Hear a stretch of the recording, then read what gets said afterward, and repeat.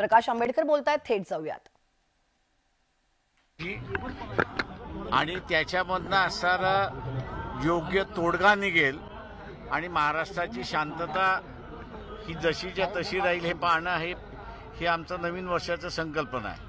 तुम्ही काल पवार साहेबांना भेटलात अशी चर्चा सुरू आहे, काय चर्चा झाली?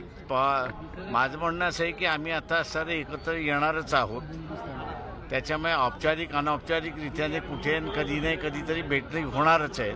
त्याच्यामुळे स्पेक्युलेशन करण्यामध्ये आता काय अर्थ राहिलेला नाही।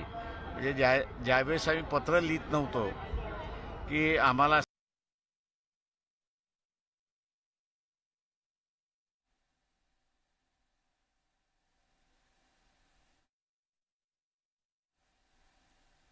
तेव्हा कोरेगाव भीमामध्ये हा निळा सागर लोटलेला पाहायला मिळतोय। आज दिवसभरात या ठिकाणी विविध मान्यवर अभिवादन करण्यासाठी येतील। काही वेळापूर्वीच अजित पवार यांनी अभिवादन केलंय, अमोल कोल्हे देखील आले होते आणि आता प्रकाश आंबेडकर यांनी देखील अभिवादन केलेलं आहे। मोठ्या प्रमाणावरती या ठिकाणी भीमसैनिकांची गर्दी दिसून येते। विजय स्तंभाला फुलांनी सजावट करण्यात आलेली आहे।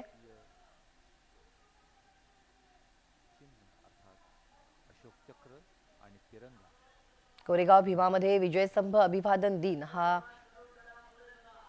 साजरा केला जातोय। या शौर्य दिनानिमित्त विजय स्तंभाला फुलांची सजावट करण्यात आलेली आहे।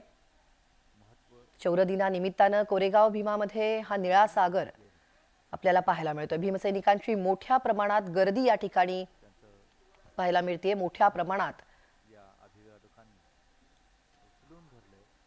हा निळा सागर या ठिकाणी लोटलेला पाहायला मिळतोय।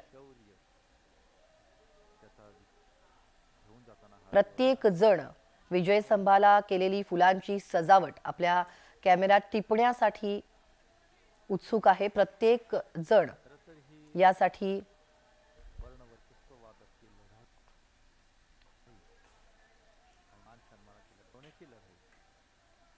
आपण दृश्यांमध्ये पाहतोय विजय स्तंभ जवळ मोठ्या प्रमाणात हा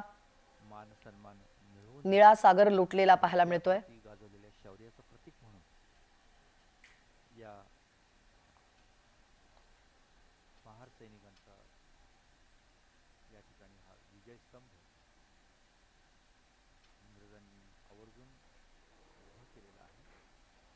या शौर्य स्तंभाची उंची सुमारे 75 फूट असून पुणे जिल्ह्यातील कोरेगाव भीमामध्ये हा शौर्य दिन साजरा केला जातोय।